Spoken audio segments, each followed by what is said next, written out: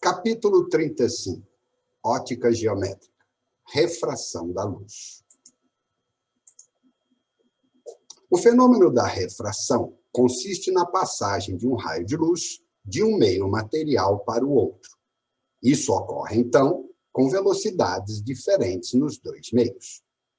A refração é caracterizada pela alteração de velocidade da luz. O desvio mostrado na figura não é obrigatório. Conceito importante: índice de refração absoluto, representado pela letra N, ou índice de refração relativo, NAB. Índice de refração absoluto é uma relação entre a velocidade da luz em um determinado meio e a velocidade da luz no vácuo. C é a velocidade da luz no vácuo, cujo valor é 3 vezes 10 à oitava metros por segundo. V é a velocidade da luz no meio material analisado. O índice de refração relativo é o quociente entre os índices de refração absolutos de dois meios materiais. NAB é o índice de refração do meio A em relação ao meio B. NA é o índice de refração absoluto do meio A. NB, o índice de refração absoluto do meio B. VA é a velocidade da luz no meio A. E VB, a velocidade da luz no meio B. O índice de refração absoluto do vácuo é 1. Do ar é aproximadamente 1. E de um meio material é sempre maior que 1. Entretanto, analisando a equação anterior, verificamos que o índice de refração relativo de dois meios materiais pode ser um valor menor que 1, igual a 1 ou maior que 1. Leis da refração.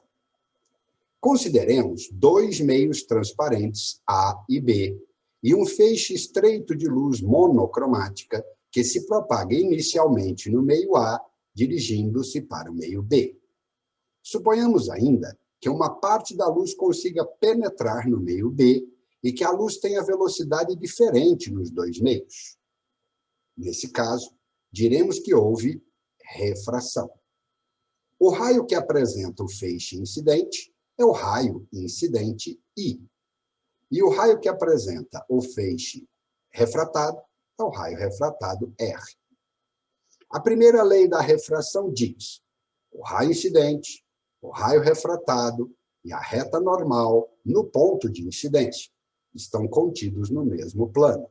Podemos usar geometria plana para resolver exercícios de refração. Segunda lei da refração, chamada lei de Snell. Seno do ângulo de incidência sobre o seno do ângulo da refração é igual N para onde passa a luz, NB, dividido por N de onde provém a luz, NA, que é o índice de refração relativo do meio B em relação ao meio A. Observando a lei de Snell, podemos concluir que, quando a luz passa do meio menos refringente, índice de refração menor, para o meio mais refringente, índice de refração maior, a luz se aproxima da normal. No meio mais, ou seja, reduz sua velocidade. Passando do meio menos para o meio mais, aproxima.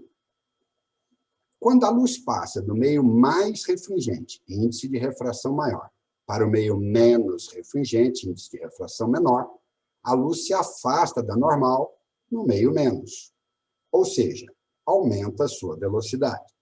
Passando do meio mais para o meio menos, afasta da normal.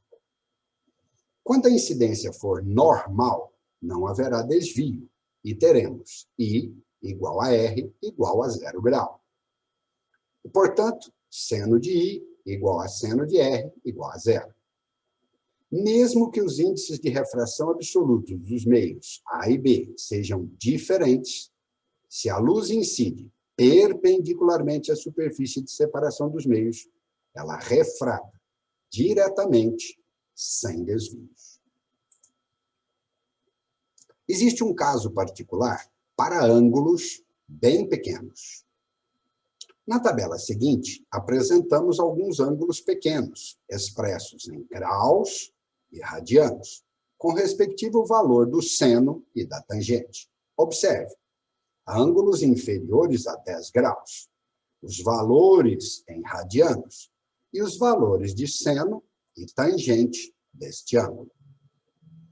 Observando essa tabela, percebemos que para um ângulo I até aproximadamente 10 graus, nós teremos o ângulo I em radianos, aproximadamente igual ao seno, aproximadamente igual à tangente.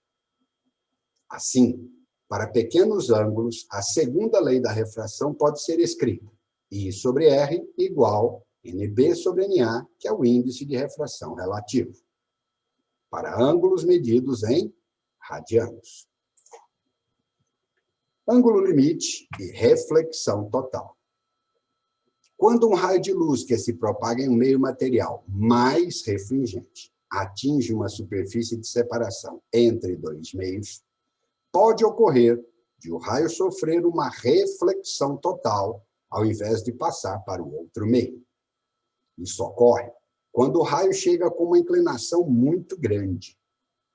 Existe um ângulo para o qual o raio não sofrerá refração, ou seja, ele não sairá do meio mais refringente para o outro menos refringente.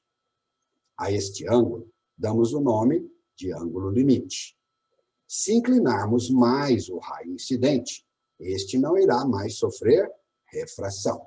Ele irá sofrer uma reflexão na superfície e ficará dentro do vidro, em nosso exemplo. Esse fenômeno recebe o nome de reflexão interna total e é o princípio de funcionamento das fibras ópticas. Para calcular o ângulo limite, utilizamos a equação. Seno do limite é igual a n do menor sobre n do maior.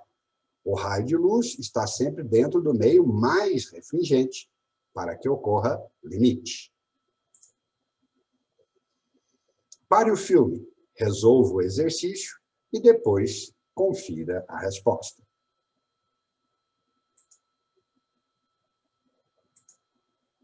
Novamente, pare o filme, resolva o exercício e depois confira a resposta.